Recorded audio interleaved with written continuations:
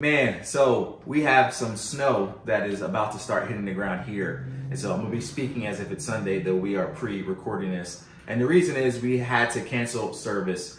So we're gonna do our Sunday message live online. But at the same time, we have several families who are battling through COVID right now. And so we're gonna make a little bit of my specialty.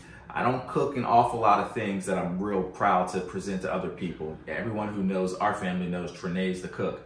But I have a couple things that I get down with in the kitchen, and one of them, my brother just reminded me, is my specialty, which is chicken noodle soup.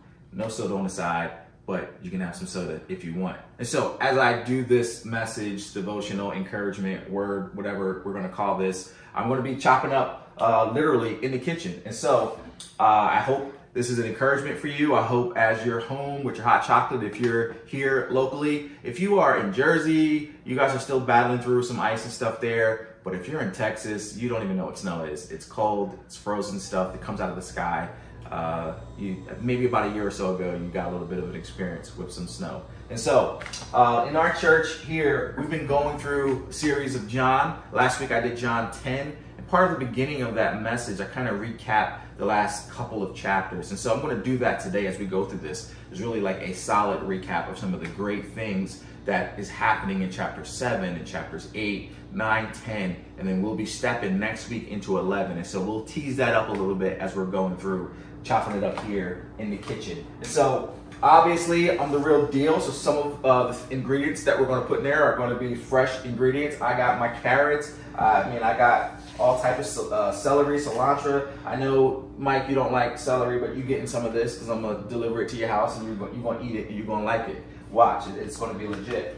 And then we got the rest of our stuff, our broth and our egg noodles and our fresh chicken. I know a lot of recipes call for chicken thighs. I think chicken thighs are whack. And so I don't put anything in food that I wouldn't eat. However, we're doing whole rotisserie chickens inside of this chicken noodle soup.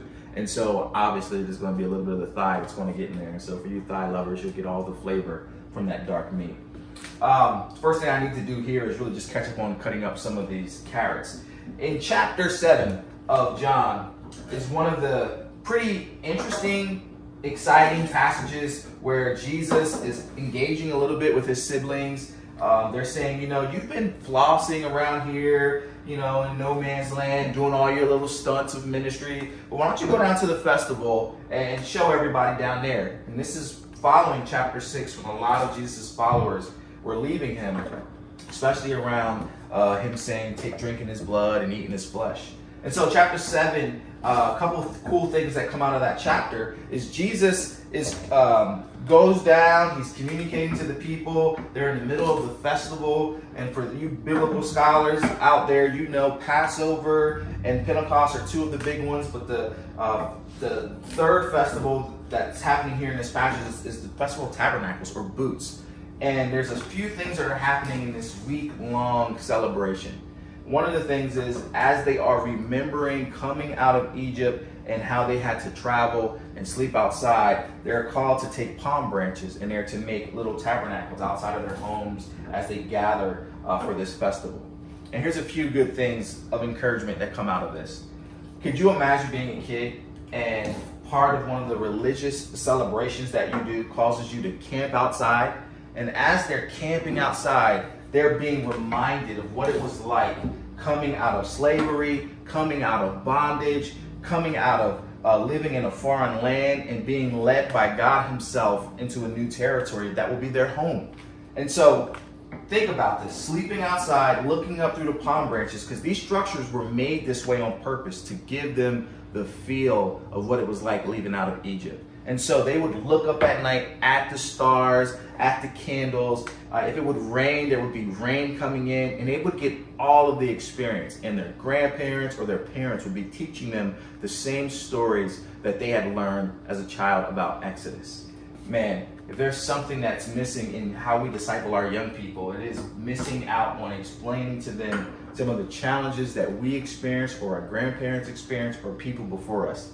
Even in our lifetime, right? How often do we sit down and share some of the great, tremendous triumphs that God has brought us through and some of the things that has really helped shape who we are today? And I think one of the things that caused us those who've been walking with the Lord for a while to really appreciate God's goodness is because we really remember where God has brought us from.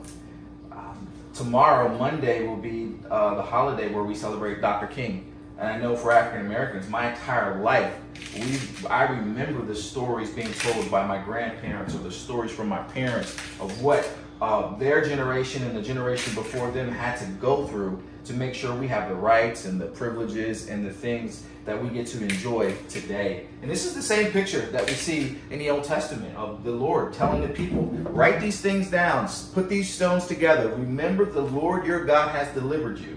And so chapter 7 to me, one of the first things that I get out of it is the Lord really teaching them how to disciple the next generation with them knowing what God has done for them.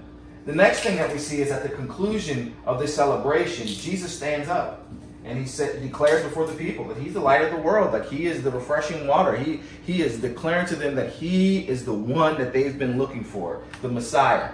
And can you imagine this, looking for years and years, expecting the Savior to come, and then one day this guy is declaring that he is the one? Like, he is the one that was prophesied would crush the head of the serpent. Oh man, that fires me up, right? The first woman born heard this explanation by the Lord himself that the serpent will bruise his heel, but he will crush his head. Or that Isaiah was prophesying that the government will be upon his shoulders. If there's anything we need today, is someone who would take this government away from the people and put it on their shoulders and rule us as a right and righteous judge. Or the Son of David, Jesus declares himself, he is the Son of David, who will sit on an everlasting throne. That sounds like a small thing of a king, but think about it. Our Western minds considers someone who is in charge elected for 4 years. So even if we got the most amazing president ever, right? So next election, we get the one that everyone agrees is the best. They're only going to be office a max of 8 years. And then the next thing that happens would be someone else would take over. And this would be the experience that Israel would have gone through.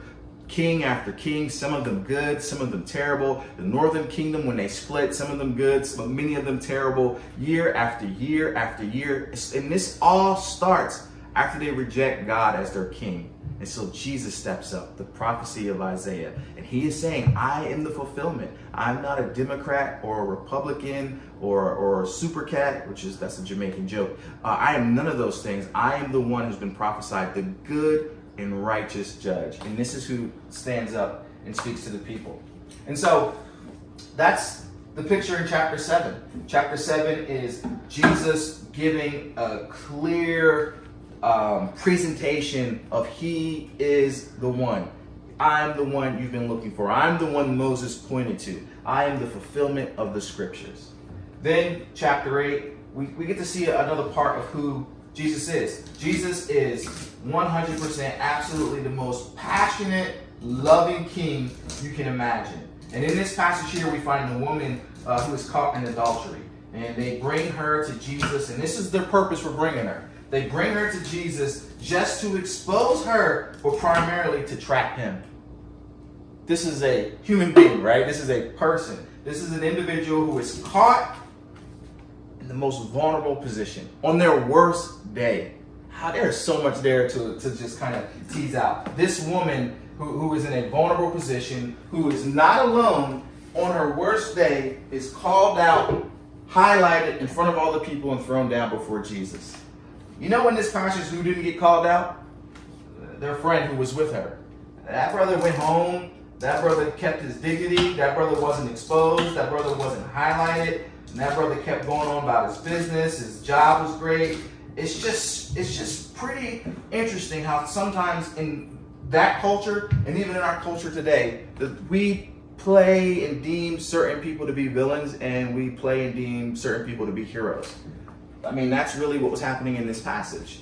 A few months ago, I was talking this over with one of our members, Kat, and one of the things that we saw that was very current was a story. There was a prostitution ring here in Roanoke, and there was this lady who was here at a hotel taking advantage of women, and this gentleman came and solicited one of the prostitutes and one of the women that were being trafficked, and got caught. There was a sting and they got caught and everyone's in trouble. The lady's in trouble. And the story says that the gentleman was cooperating with the police.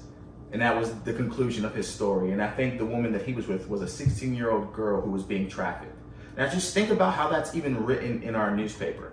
That the lady who was leading it was terrible, that the lady who he solicited isn't highlighted as a positive person, but he's seen as someone who is actually cooperating with the police. And so we see it in our culture today. It isn't just in Jesus' culture where we just highlight villains that we deem to be villains and celebrate people that we deem to be heroes. And so, what does Jesus do? Does Jesus go, hey, she isn't sinning, chill out, go home?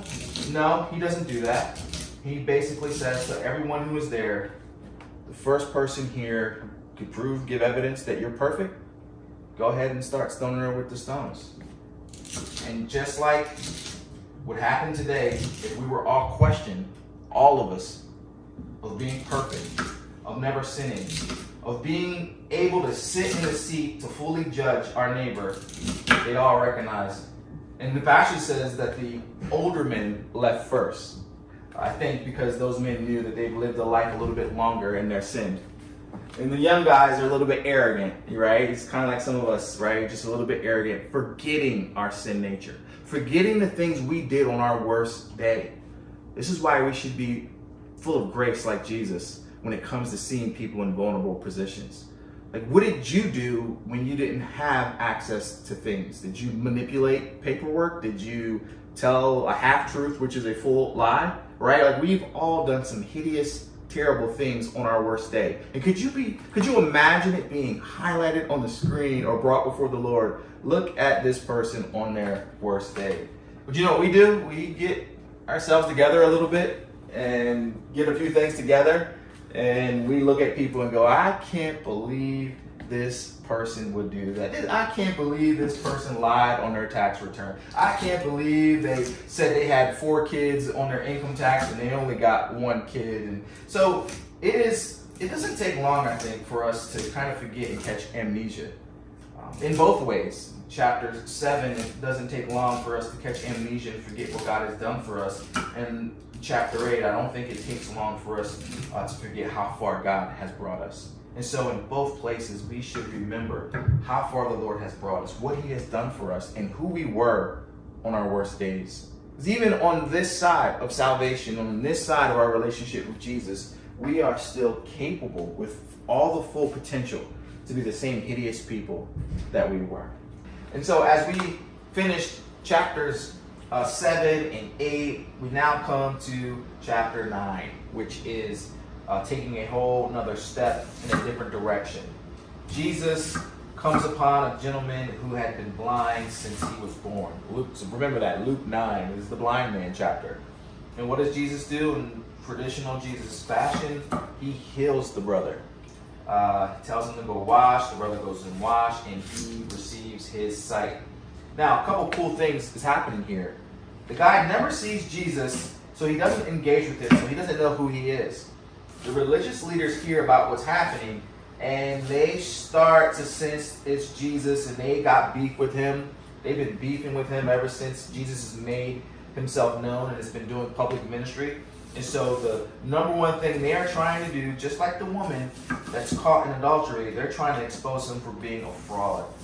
They are so blinded by their hatred for Jesus that they're not even paying attention to the fulfillment of the prophecies, the one who will come and do wonders, miraculous signs in their sight that they can see. So they're not even taking note that this gentleman who's blind from birth is now healed. Man, I know for us, reading this, we're like, man, how could they do that? Like, how could they be so blind? How could they be so filled with hatred?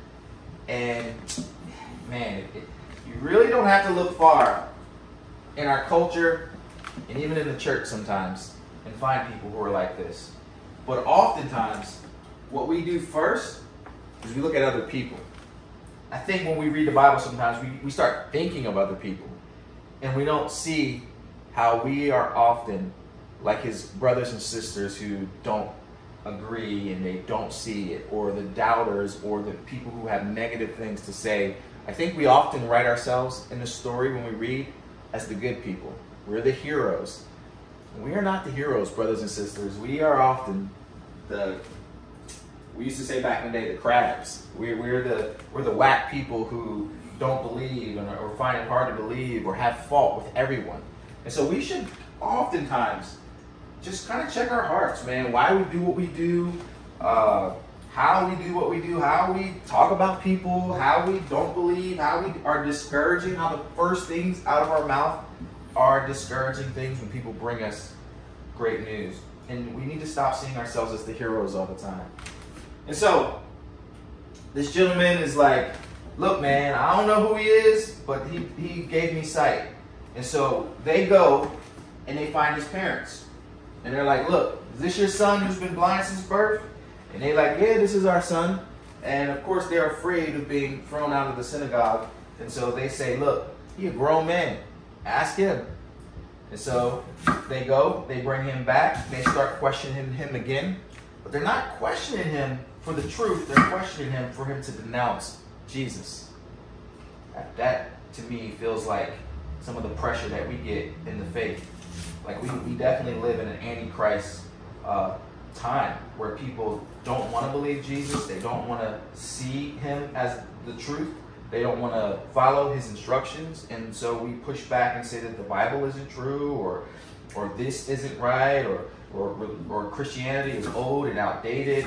And really, before we get into any of all those things, the number one question should always be, especially for us who've been saved and delivered, and we know God has done a work in our lives, did he not do a work in our lives?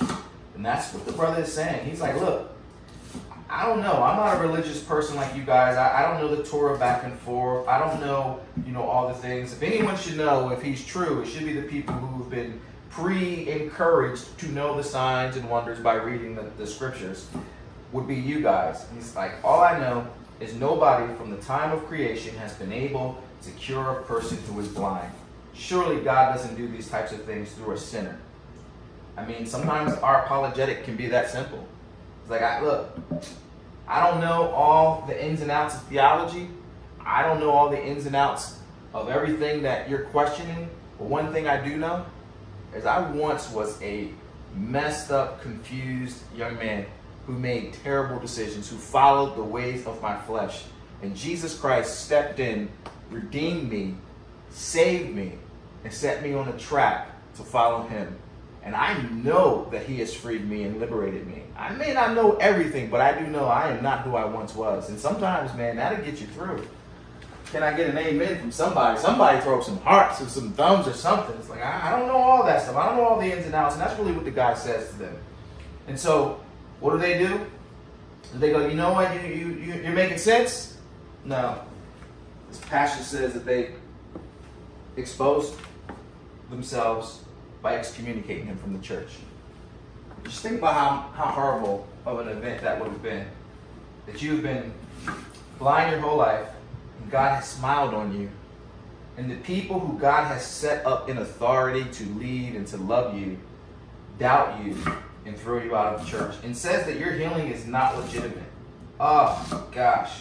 I mean, I think one of the first current events is anytime somebody in secular culture says that they're a Christian, our first thing is to go, nah, they ain't really saved, right? I remember when I heard Justin Bieber was a believer, I was like, nah, he ain't really saved.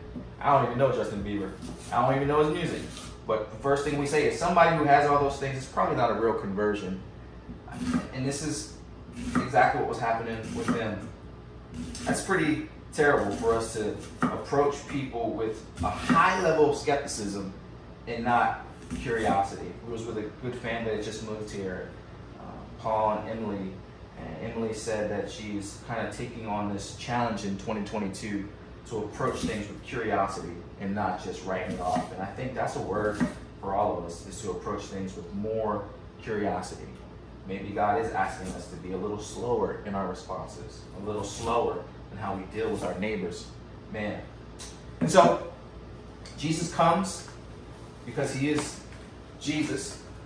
And he finds the young man excommunicated from the church, exposes himself to him.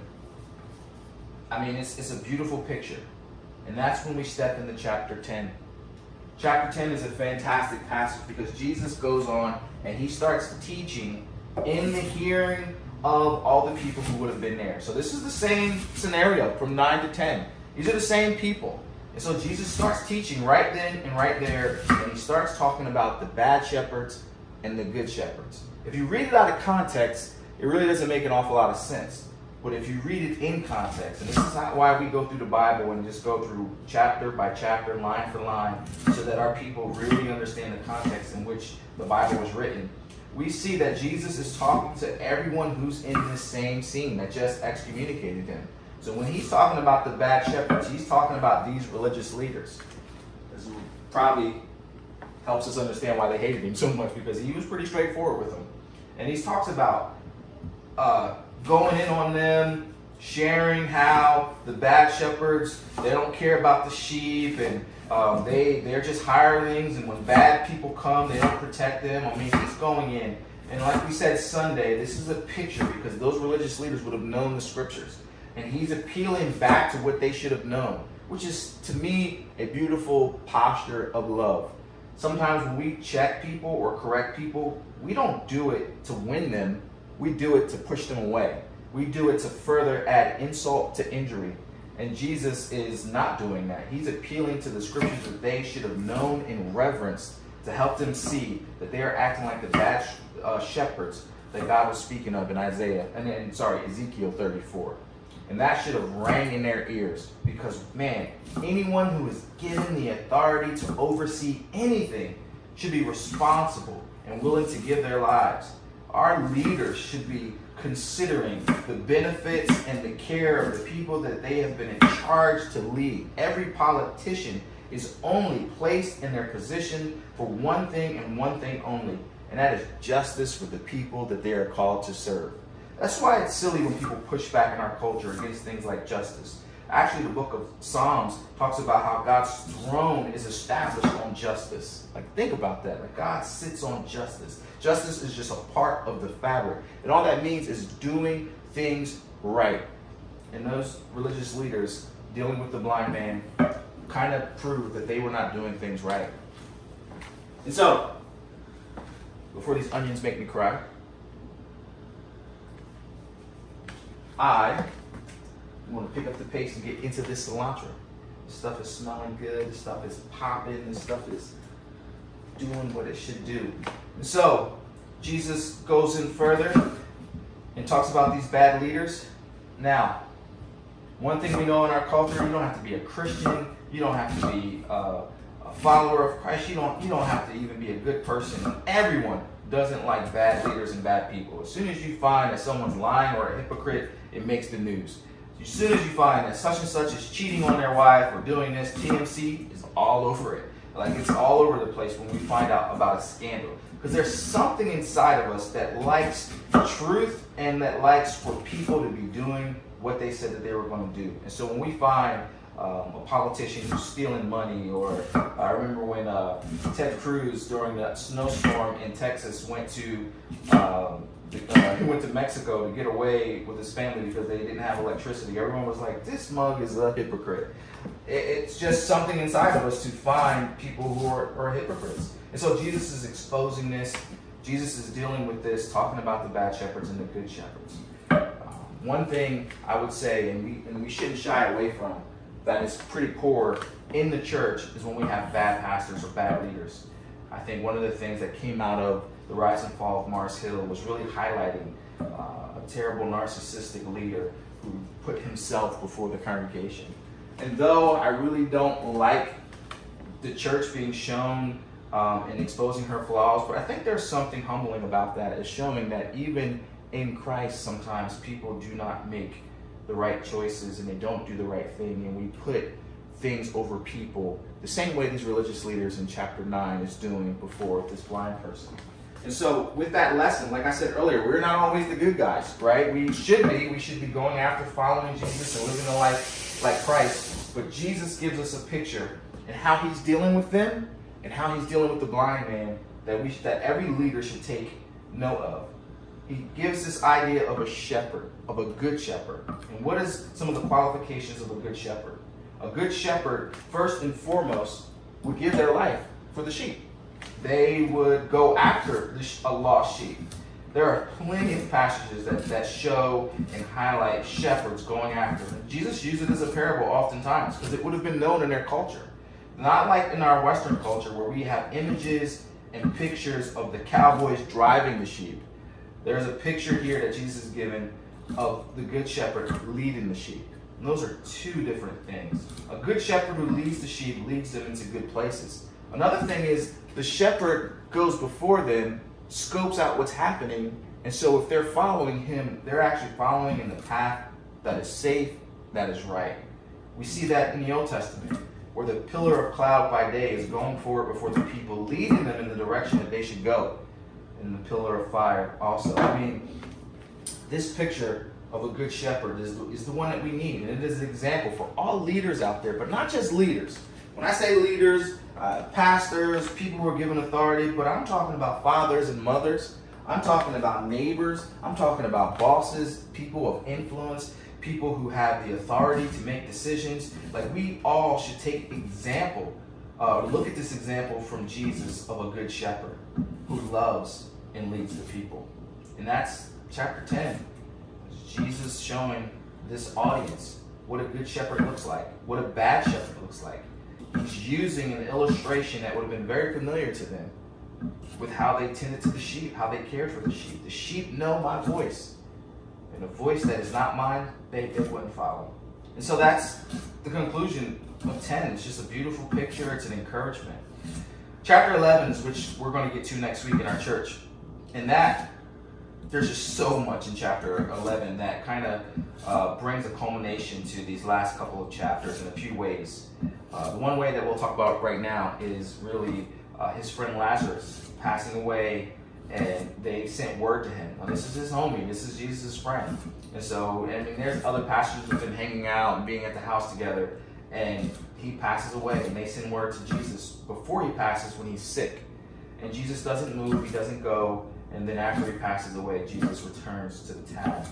And the word that his sister says is, Lord, which indicates that she believed he was who he is. If you would have been here, my brother wouldn't have passed away. Man, that is rich. One, it shows first that she believed in him. But it also shows that she thinks Jesus' authority and his power is simply based on his proximity. Whew. I could pause right there and talk about us sometimes where we feel like God is so far that he doesn't hear us. And that maybe in the seasons and the times where we feel like he's close, that he does things. But Jesus demonstrates something pretty powerful in this passage. And he says, you know, your brother will live. And she says, I know he'll live in the resurrection, which means she believed that there was a resurrection. She believed that he was the resurrection. And Jesus does something to kind of show her that he is who he said he is, and that our future hope is secure in him. And he raises Lazarus from the dead, which is a glimpse at what was going to happen after he was crucified. Lazarus is given life back in his body. They roll the stone away. They unloose him, and he walks around and he hangs out with them. He eats with them and he chills with them. Man, that would have been cool to be there, to see that. To be on Jesus' team when this happens, right? Could you imagine the religious leaders? Like, this was like 3 days, 4 days after he had died. This wasn't like the young girl who Jesus went right after she died and he revived her, what they would have believed after she died, he brought her back to life. But in their time, they would have believed that the spirit would have hovered for a little while, and maybe that they were resuscitated. But that's not the case with Lazarus. She actually literally said, Lord, by now he stinketh, which means the decay and everything would have been setting in. It's a done deal. And Jesus says something that I want to kind of send us all away with this week. In me, nothing is a done deal. You're never too far. You are never too gone. You are never too lost. I am the good shepherd. I am the healer. And I am the resurrection and the life. And so, my brothers and sisters, The same way we're trying to make this chicken noodle soup to give encouragement and nourishment to our family is the same way God's word does the same thing in us. And that last passage, I am the resurrection, the hope, the truth, and the life, is something that I think we can stew on all week. That even if you are in a challenging situation, that this season of your life is a discouraging one, just know Jesus is never too far. He hears us. He hears his people. Trust in him and put your hope in him. He used his word to challenge, to encourage, to capture the people. And so we should be in his word. He used his presence to encourage, to be there with the family. We should be with people. So as you go through this week, how can you better be in his word? And how can you better be with people who are in need? Hey, we love you. Please be encouraged. If you have any questions or comments, or if you want to reach out to us, you can hit us up at thehillchurch.com. On our website, you can find all types of information on our church. Our goal is to love people and to love our community. All right, God bless. Peace. We should have some closing music.